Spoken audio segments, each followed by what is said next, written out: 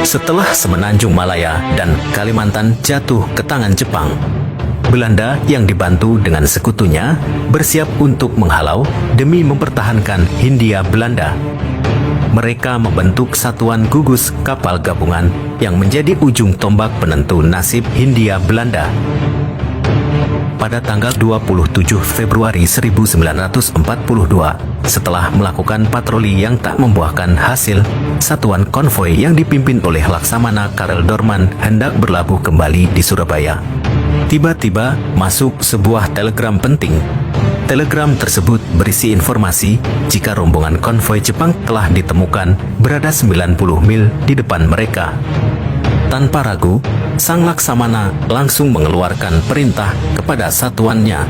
Pertempuran besar sebentar lagi akan terjadi. Awak kru dari kedua belah pihak bersiap menanti nasib mereka yang tidak diketahui. Dalam pertempuran ini, Jepang membawa 41 kapal angkut yang akan digunakan untuk menginvasi Jawa. Mereka dilindungi oleh sebuah satuan yang berkekuatan 4 kapal penjelajah, 8 kapal perusak, dan 4 kapal penyapu ranjau. Sedangkan armada sekutu berisikan 5 kapal penjelajah ringan dan 9 kapal perusak. Pada pukul 16 lewat, kapal perusak Inggris HMS Electra berhasil menemukan armada Jepang yang berada 48 km di sebelah barat laut Surabaya. Segera seluruh kapal menaikkan kecepatannya. Setelah sekutu berada di jarak sekitar 25 km, armada Jepang langsung mulai menembak. Laksamana Dorman lalu memerintahkan konvoi untuk berbelok ke arah barat agar posisi kapal dapat sejajar dengan Jepang. Namun ternyata manuver tersebut masih terlalu dini bagi meriam mereka. Sehingga sekutu masih bungkam dan tidak membalas dikarenakan Jepang masih berada di luar jangkauan. Kapal Belanda De Ruyter kemudian menjadi korban pertama di mana peluru berhasil menembus kapal namun beruntung tidak meledak. Setelah Jepang berada di jangkauan, langsung kapal-kapal penjelajah sekutu menembakkan salvonya. Tembakan tersebut berhasil mengenai 2 kapal perusak Jepang.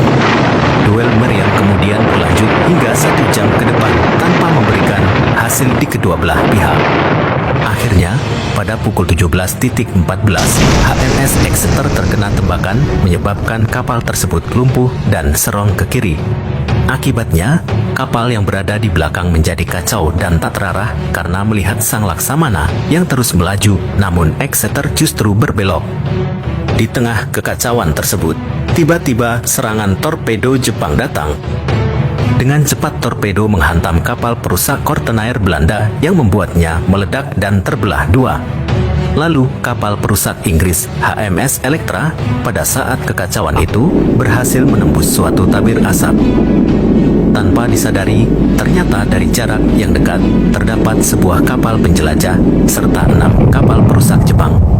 Terkejut karena kehadiran rombongan kapal Jepang, awak HMS Electra langsung menembakkan meriam kecilnya. Alhasil beberapa kapal Jepang mengalami kerusakan.